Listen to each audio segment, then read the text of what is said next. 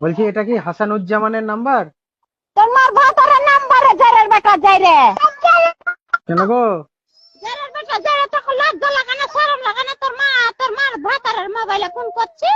তোমার পাল্টে পাল্টে যার তোকে বলি পাঠা দেবো রে খাসির বেটা। তোমার গাল দিচ্ছেন কেন? তুই কেন ফোন করবি আর নাম্বারের ফোন নাই ফোন মোবাইলে তোর মার ভাতার কিনে থেয়েছে। এ মা, আপনার নাম্বারটাতে রিচার্জ নাই, তাই জন্য বলেছি দিদি। কিসের রিচার্জ নেই? আপনার এই নাম্বারটাতে রিচার্জ শেষ হয়ে গিয়েছে। হ্যাঁ।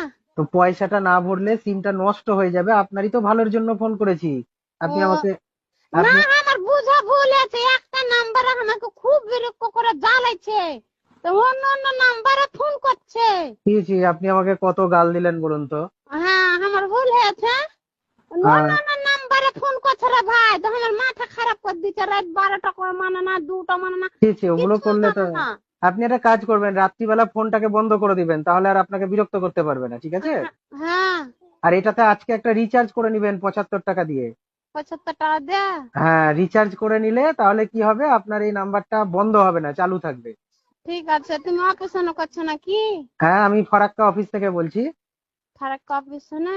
হ্যাঁ, অনেকদিন রিচার্জ হয়নি তো, ওই জন্য কোম্পানি থেকে